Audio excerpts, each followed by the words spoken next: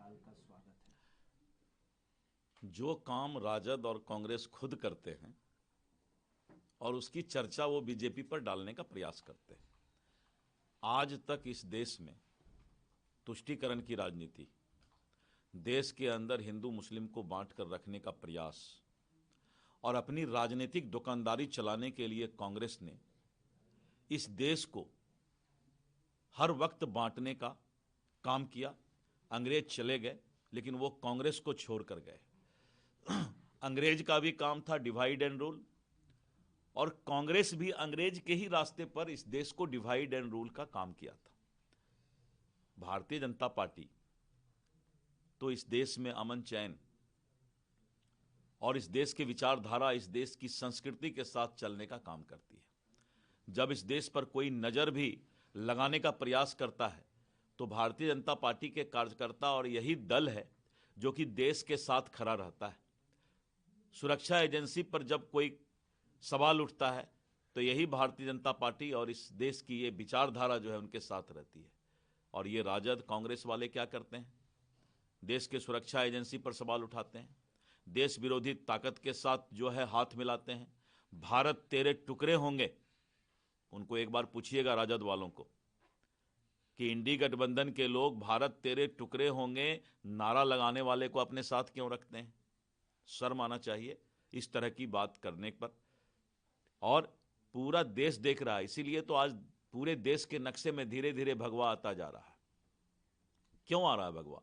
इसलिए कि अब इस देश की मतदाता जनता, हमारे हिंदू और मुस्लिम सभी भाई इस बात को समझ रहे हैं कि ये लोग सत्ता के लिए और सत्ता में आने के लिए देश विरोधी ताकत तक से हाथ मिलाने को तैयार हो जाते हैं।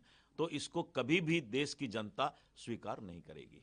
सर, एक और पोस्ट था जिसमें भ्रष्टाचार का आरोप लगाया जा रहा है बिहार सरकार पर, एनडीए सरकार पे, और कहा जा रहा है कि 13 करोड़ 14 करोड़ की लागत से जो रोपवे है वो तुरंत उद्घाटन से पहले ध्वस्त हो गया। देखिए, रोपवे में जो है अभी हमारा जांच का रिपोर्ट आ गया है। जो स्ट्रक्चरल उसका हमें मिला था आईआईटी पटना से, उसकी जांच अभी लेकिन चल रही है कि किस तरीके से वो लोड लेने के लिए सक्षम नहीं हो पाया। तब तक हम अभी 2 इंजीनियर को, जिनकी ड्यूटी वहां पर थी, उनको हम लोग आज कार्रवाई करने जा रहे हैं। और इसके विस्तृत जांच के लिए आईआईटी पटना के एक्सपर्ट को हम लोगों ने कहा है कि स्ट्रक्चरल लोड लेने में कहां कमी रह गई, इस बात का जो है विस्तृत रिपोर्ट करे। विभाग कार्रवाई अभी रिपोर्ट के आधार पर पदाधिकारियों पर करने जा रही है। सर, भ्रष्टाचार का आरोप भी लगाया जा रहा है कि पूरी सरकार भ्रष्टाचारी हो गई, सिर्फ भ्रष्टाचारी इस सरकार में है क्या? विपक्ष के पास तो और कोई शब्द है नहीं। विपक्ष को तो इतना ही मतलब है कि कोई घटना घटे तो उसको जो है भ्रष्टाचार के लाइन पर ले जाओ। तो विपक्ष के पास कोई काम है नहीं, निकम्मे हैं सभी लोग। लेकिन हम लोगों ने जो है इसका जांच करवाया है और जांच रिपोर्ट में जो है हम लोगों ने पाया है कि जो हमारे विभाग के पदाधिकारियों की जो कमी रही है, उसके संवेदक के द्वारा जो सेफ्टी मेजर्स के बगैर ट्रायल रन का कार्यक्रम प्रारंभ किया गया है, तो ट्रायल के दौरान संवेदक के प्रतिनिधि और तकनीकी पदाधिकारी की उपस्थिति वहां पर नहीं थी। तो ये हम लोग के जांच रिपोर्ट में आया है, संवेदक के तरफ से ये घोर लापरवाही है और संवेदक पर भी हम कार्रवाई करने जा रहे हैं। और जो हमारे कनीय अभियंता और परियोजना अभियंता वहां पर थे, उनको भी आज हम कार्रवाई करने जा रहे हैं।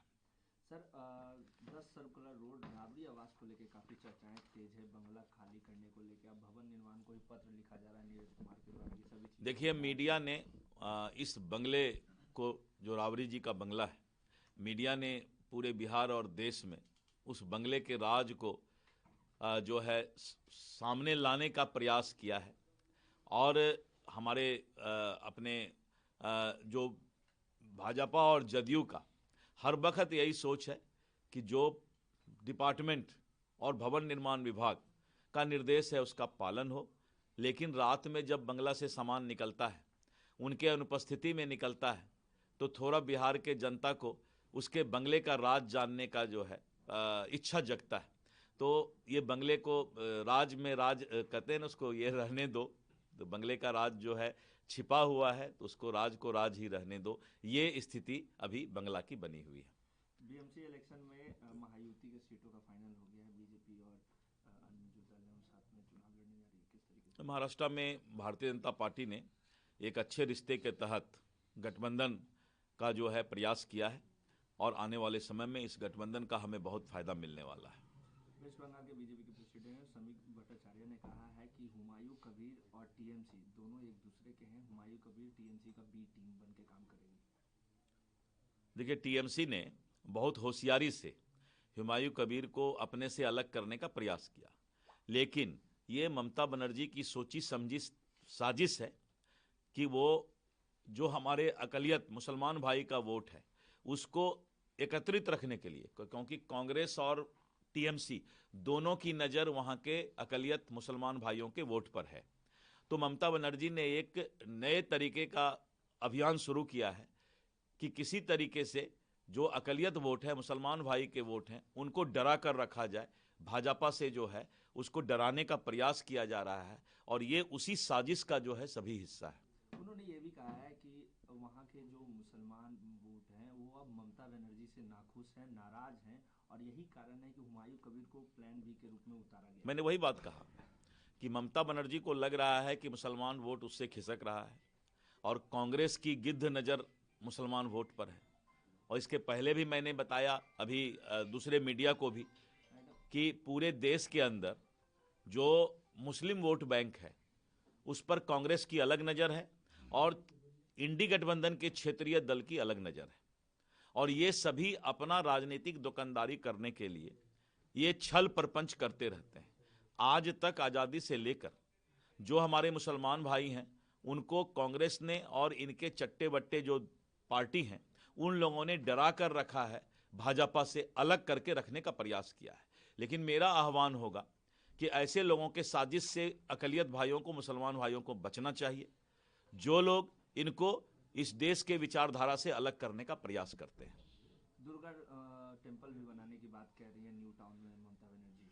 अब ममता बनर्जी तो जब दुर्गा पूजा होता है तो अब चंदा देना शुरू कर दी हैं। पहले तो मूर्ति पूजा से नफरत करती थी, अब उनको लगता है कि ये वोट बैंक खिसकता जा रहा है, तो ये सब नाटक करने में तो एक्सपर्ट हैं। ममता बनर्जी उसी का पार्ट है।